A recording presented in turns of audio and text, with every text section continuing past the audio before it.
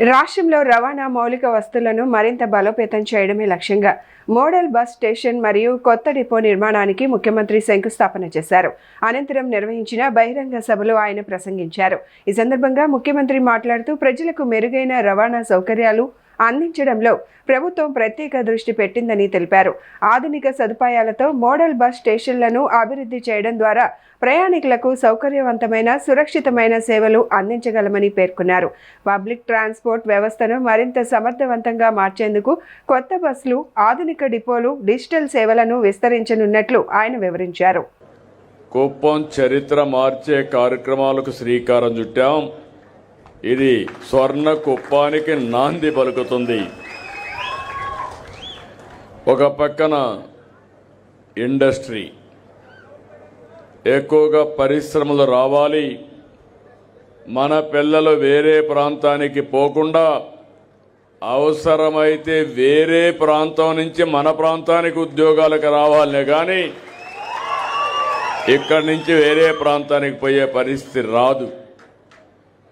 నిన్న ఒక్కరోజే 30 ప్రాజెక్టులు 9,322 కోట్ల రూపాయల పెట్టుబడులకి ప్రారంభాలు చేశాం, శంకుస్థాపనలు చేశాం, ఎంఓయూలు కూడా చేసుకోవడం జరిగింది. నేను అనుకున్న ఈ ప్రాజెక్టులన్నీ పూర్తవుతాయి, దాంట్లో అనుమానం లేదు. దీనివల్ల 39,535 మందికి పరోక్షంగా ఉద్యోగాలు వస్తాయి. ఇంకొక పక్కన మీరు చూస్తే దగ్గర ఇంకొక 47,000 మందికి డైరెక్ట్ ఇండైరెక్ట్ రెండు కలిపితే 80,000 మందికి ఉపాధి కల్పించే ఇండస్ట్రీస్ మన నియోజకవర్గంలో వస్తాయి. ప్రతి ఒక్క ఇంట్లో ఒకరు దీనిపైన ఆధారపడే పరిస్థితి వస్తుంది. పెను ప్రభావం చూపిస్తుంది. ఈరోజు పౌల్ట్రీ రైతులకు లాభం చేకూర్చే chicken processing units ABIS protein సంస్థ వచ్చింది.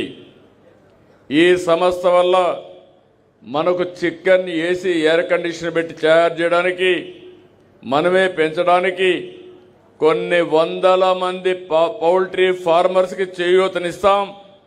ఈ నియోజకవర్గం నుంచి ఇది పారిశ్రామికవేత్తలుగా తయారు చేయడానికి ప్రారంభమని మరొక్కసారి మీ అందరికీ విజ్ఞప్తి చేస్తున్నాను.